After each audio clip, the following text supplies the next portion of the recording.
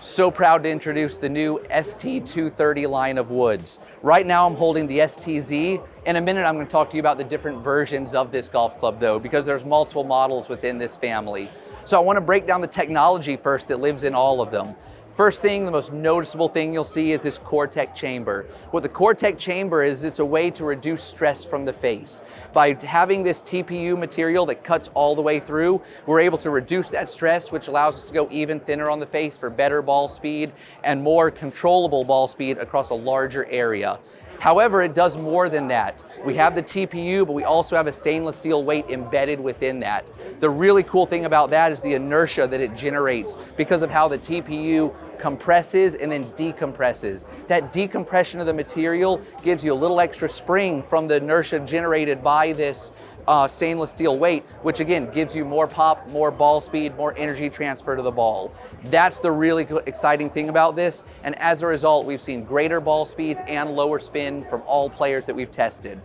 Then is how do you put the club together? How do you put it and make sure it works for all different players?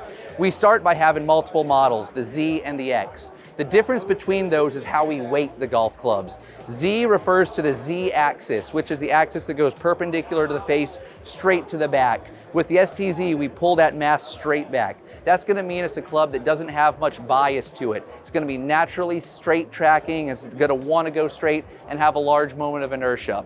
We do that by taking an equal amount of weight from the toe and the heel. You can see the composite material here that removes mass and lets us concentrate more on the back.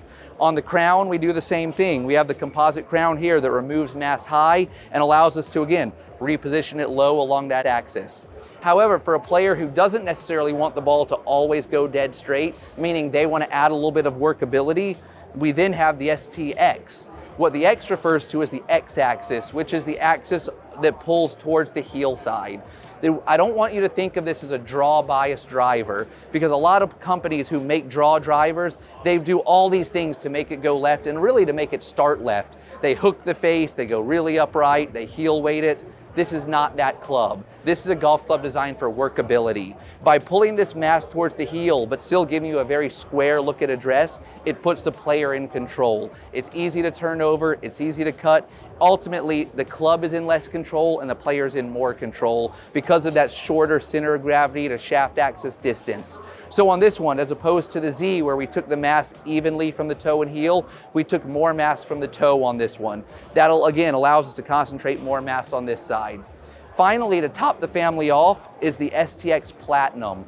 This is a lighter weight head, Japan spec version. And what I mean Japan spec, it's a longer length, 45 3/4 of an inch. It features a lighter weight head with 7 grams here instead of 14 grams here. So a lighter weight head for easier to swing. Lighter weight components as well, a helium platinum shaft that lives in the 40-gram range and a 30-gram grip. All things that are going to make this club swing very easy for that lower swing speed player. So that's the 3 different models within the ST230 family.